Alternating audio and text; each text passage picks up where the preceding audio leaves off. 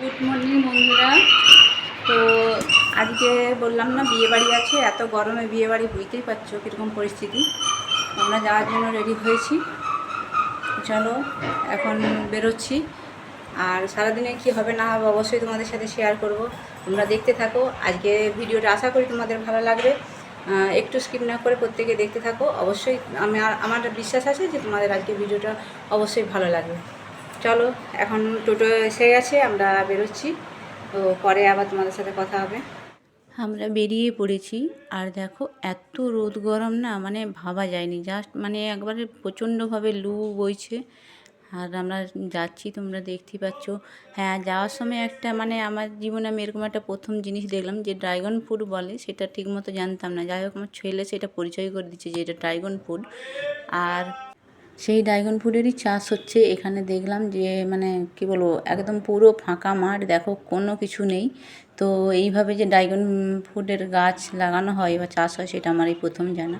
তো আর সেকেন্ড ভিডিওটা করতে পারিনি, কারণ বলো তো মানে যখন ওদের বাড়িতে ঢুকি তখন আমার মোবাইলটা এতটাই গরম হয়ে যাচ্ছিলো। তো মানে আমি ভাবলাম বোধহয় মোবাইলটা বাস্ট করে যাবে। তো আমি সেই জন্য ব্রাইটনেসটা একটু কমাতে গিয়ে পুরো ব্রাইটনেসটাই কমে গেছিলো। আর মানে রোদের মধ্যে আর কিচ্ছু দেখতে পাচ্ছিলাম না, সেই জন্য আর ভিডিও করতে পারিনি। ওদের বাড়িতে ঢুকে সেই তারপরে তো আমি ব্রাইটনেসটা বাড়াতে পারি। তো তারপরে একদম ওখানে বসেছিলাম, আর কিছু ভিডিও করা হয়নি, একদম খাবার টেবিলে চলে গিয়েছিলাম। দুপুরবেলায় যখন প্রায় 1টা বাজছিল তখন আমাদেরকে ডেকে নিয়ে গিয়ে খাওয়ালো। তো খাওয়া দাওয়ার পরে আর কোনো কিছুই সেখানে হয়নি, মানে কোনো কিছু শ্যুট করার মতো কোনো কিছুই হয়নি। তো সেই জন্য আর কিছু শ্যুট করা হয়নি। প্রায় 4টে বাজছে, সেই সময় আমি বেরিয়ে দেখি যে কোণে এরকম বসে আছে পুরো একদম মুখ গম্ভীর করে। তখনও নাকি হলুদ তেল আসেনি ওদের। তো বুঝতেই পারছো কীরকম পরিস্থিতি, 4টে বাজছে তখনও হলুদ তেল আসেনি। আর এদের বাড়িতে একটা জিনিস দেখলাম যে মানে শ্বশুর বাড়ি থেকে নাকি বলেছে ব্রাইডের যে এখানে যতক্ষণ না হলুদ তেল আসবে ছেলের বাড়ি থেকে, সেই হলুদ তেল না পড়া পর্যন্ত কোনো নান্নিমুখ সাধ্য টাধ্য হবে না। তাহলে বুঝতেই পারছো একটা মেয়ের বাড়িতে কতটা কাজ থাকে। তো সেই জন্যই হচ্ছে কোনো কাজ হয়নি। তো দেখলে তোমরা কোনেকে। আর এই যে এখানে একজন সেলফি তোলায় ব্যস্ত, ওটা হচ্ছে বোনঝি হয়। আর এটা হচ্ছে মানে ব্রাইডের বোন। তো আর বাকি হচ্ছে এই যে পাশে দাঁড়িয়েছে মা, তোমাদের সাথে একটু পরিচয় করে দিলাম। আর এইটা হচ্ছে বোন, এটাও মানে ওর মাস্তুতো বোন, যাই হোক। তো আমি ওদের সাথেই পরিচয় করলাম। আর এটা বোনঝি বললো। আর এই যে বোন হাই করছে। তো মানে কি বলবো, আমার এতটা আমি চিন্তা করছি যে এরপরে কি হতে পারে।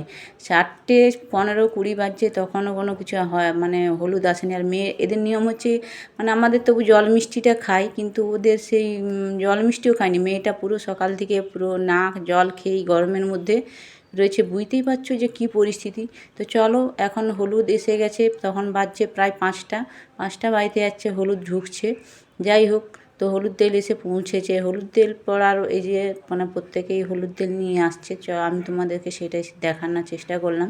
হ্যাঁ, সম্পূর্ণ হয়তো দেখাতে পারলাম না, তবু আমার লাইফে এরকম বিয়েবাড়ির অভিজ্ঞতাই প্রথম হলো বন্ধুরা। তুলতে পারছি না, এটা একটা প্রবলেম। সম্পূর্ণ নতুন জায়গা আমার এই জায়গাটা।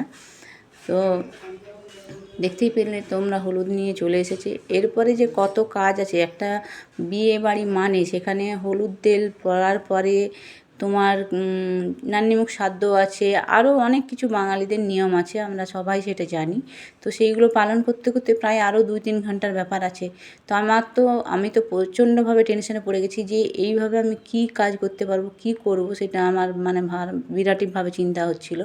তো যাই হোক, কী করা যাবে, কিচ্ছু করার নেই, আমরাও সবসময় পরিস্থিতির শিকার হয়ে যাই, এটাই ব্যাপার। আর এই যে হলুদ তেলের যা কিছু তথ্য এসেছে সেটা তোমাদের সাথে আমি একবার শেয়ার করে নিলাম, কারণ আমি যেহেতু দেখলাম তো তোমাদেরকেও এটা দেখিয়ে দিলাম। চলো, তোমাদের কেমন লাগছে ভিডিওটা অবশ্যই কিন্তু কমেন্টের মাধ্যমে জানিও। আর সবাই ভিডিওটা লাইক করো, কমেন্ট করো, শেয়ার করো। আর নতুন বন্ধুদের বলবো সাবস্ক্রাইব করতে ভুলো না তোমরা প্লিজ।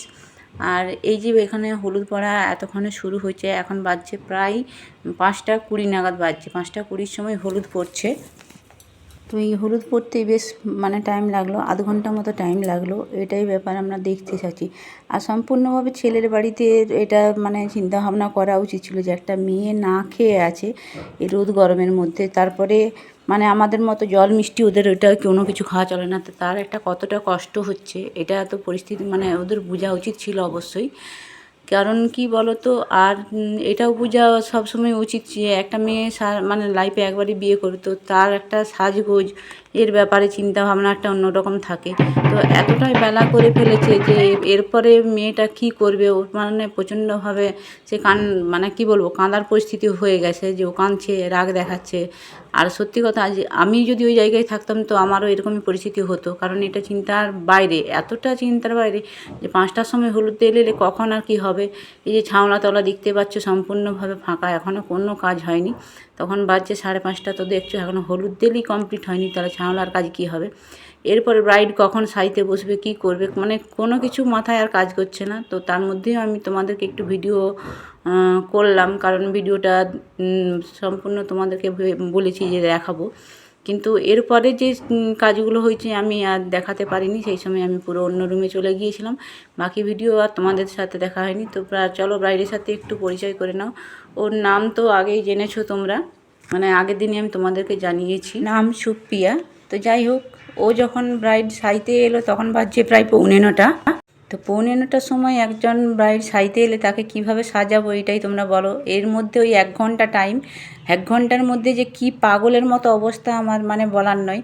হ্যাঁ, তার আগে আমি একটা পার্টি মেকআপ করেছিলাম, তো একজনকে পার্টি মেকআপ করেছি, একজনের হেয়ারটা করেছিলাম, কিন্তু এর ব্রাইডকে আমি ঠিক মতো মনের মতো করে সাজাতে পারলাম না, এটা আমার ভীষণভাবে দুঃখ।